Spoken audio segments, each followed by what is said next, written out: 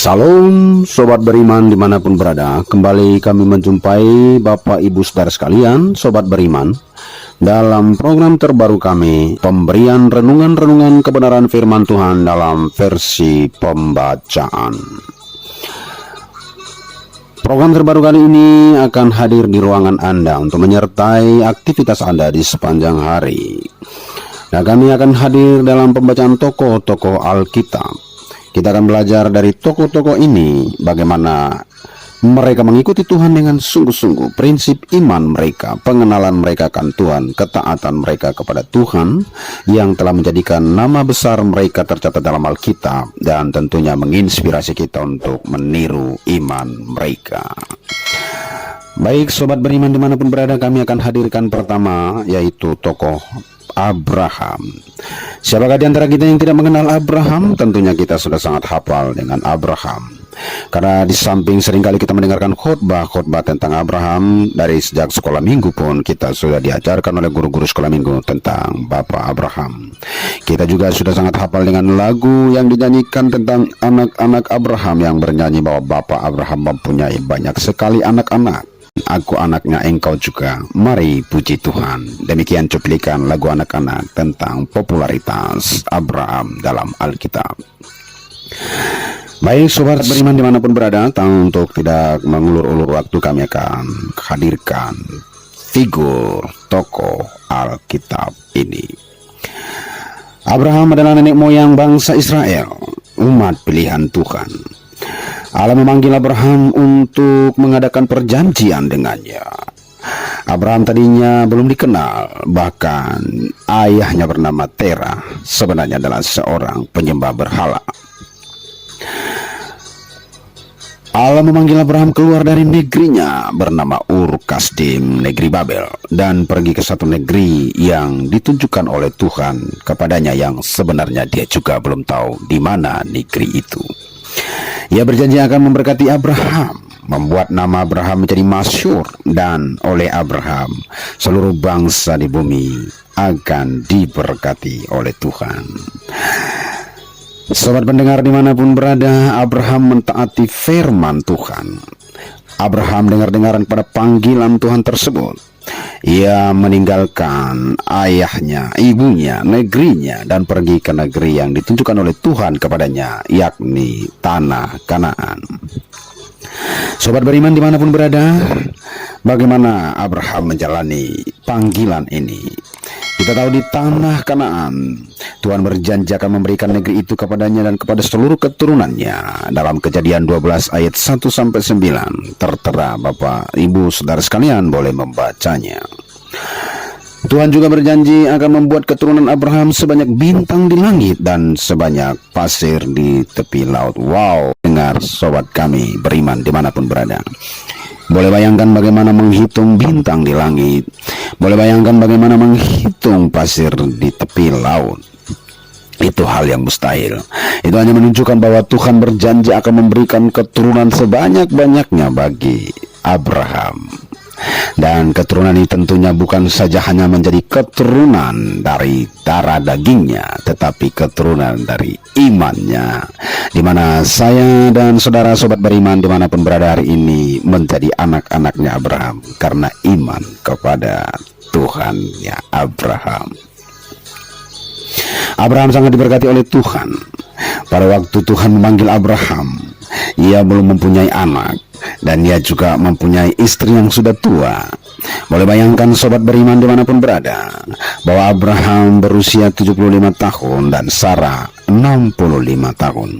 Selain itu, Sarah juga sudah mandul. Mandul itu artinya tidak bisa melahirkan keturunan, sobat beriman dimanapun berada. Namun Abraham tidak menjadi mundur dengan janji-janji Tuhan. Abraham diberkati Tuhan di tanah perjanjian itu, dan dia membuat nama Abraham menjadi masyhur. Abraham baru menerima penggenapan janji itu ketika lahirlah anaknya, yaitu Ishak.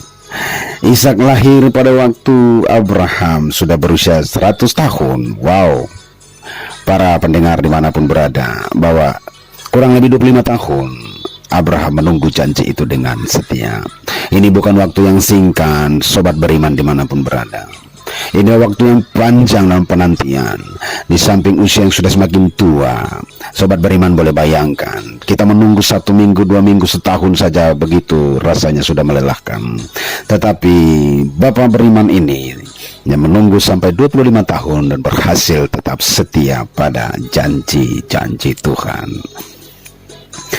Tetapi anak yang Tuhan sudah berikan itu, yaitu Ishak, kembali Tuhan perintahkan supaya dipersembahkannya di salah satu gunung, Gunung Moria yang ditunjuk oleh Tuhan.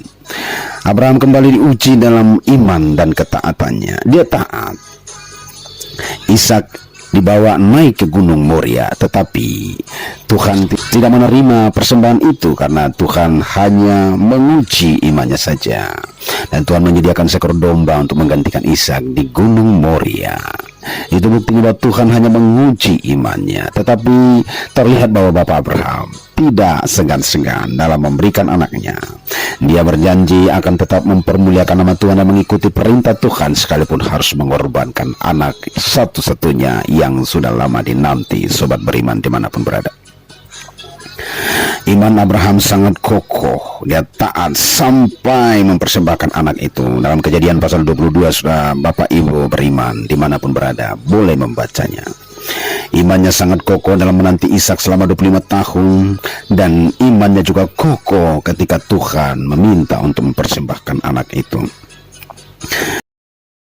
Abraham berubah dari orang yang tidak dikenal, orang yang tidak siapa-siapa, menjadi orang hebat, menjadi tokoh besar dalam Alkitab kita. Itu sebabnya saya percaya bahwa memang Tuhan berjanji untuk orang-orang benar pasti mendapatkan pertolongan daripada Tuhan.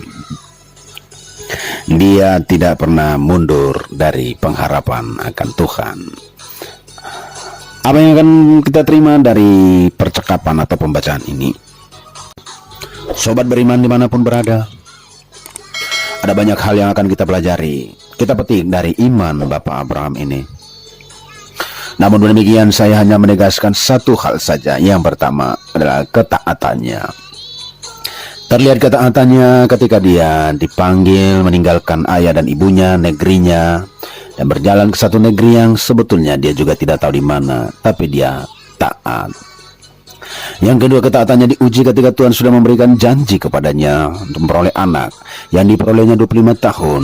Tetapi setelah dia peroleh, Tuhan menguji imannya untuk meminta dalam perjalanan 3 hari ke Gunung Moria untuk mempersembahkan anak itu. Dan dia tidak mundur sedikit pun dari janji itu. Dia taat sampai mempersembahkannya, walaupun pada akhirnya Tuhan membatalkan persembahan itu.